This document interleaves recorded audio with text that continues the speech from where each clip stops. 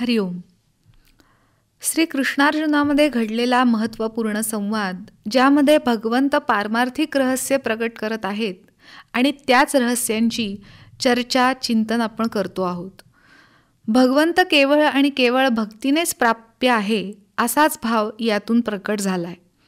नामस्मरण आणि अनुसंधान या माध्यमातून भक्ती करणाऱ्या भक्ताला मी म्हणजे भगवंत काय फळ देतो हे सांगताना कृष्ण म्हणाले, भक्तांनी वेदाध्ययन केलं, तपाचरण केलं, अष्टांग योगाचा अभ्यास केला तर जे फळ प्राप्त होतं तेच प्रेमपूर्वक नाम घेतल्यानेही फळ मिळतं. भगवंताचं नामचिंतन करता करता सर्वत्र भगवंताचंच रूप दिसू लागल्याने भक्तात आणि देवात एवढी एकरूपता होती की भक्त कोण आणि देव कोण हे कळत नाही. जसं एखाद्या दिव्यानी दुसरा दिवा लावला तर आधीचा कोणता आणि नंतरचा कोणता हे समजत नाही, त्याप्रमाणे भक्त भक्ती सामर्थ्याने भगवंताला जाऊन असे मिसळतात की भक्त कोण आणि ईश्वर कोण हे ओळखता येत नाही. माऊलींनी यावर अनुपम अशी रचना केली. म्हणतात, जैसा दीपे दीपू लाविजे, तेथ आदिल कोण हे नोळखिजे, तैसा सर्वस्वे जो मज भजे, तो मी होऊ न ठाके. नरदेह हा भगवंत प्राप्ती करताच आहे. भक्ती, साधना, ध्यान, उपासना नरदेहानेच करता येतात. नवे नवे फक्त नरदेहाने करता येतात. आहार, निद्रा, भय इत्यादी सर्व गोष्टी मनुष्य आणि इतर प्राण्यांमध्येही आहेतच. मग नरदेह आणि पशुदेह यात फरक तो काय?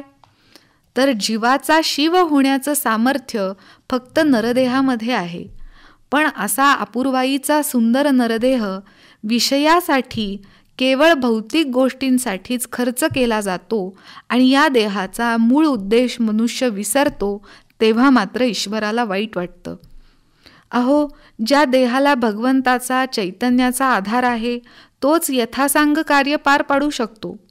चैतन्य नसेल तर जीभ असून बोलता येणार नाही, डोळे असून त्यात दृष्टी नसेल, कान असून ऐकण्याची क्षमता नसेल. असा दैनंदिन पाहण्यातला अनुभव असून जे कोणी अभक्त ईश्वर, भक्ती, श्रद्धा, उपासना इत्यादी बाबींना मानत नाहीत त्यांना भगवंताने चक्क दगड म्हटले आहे.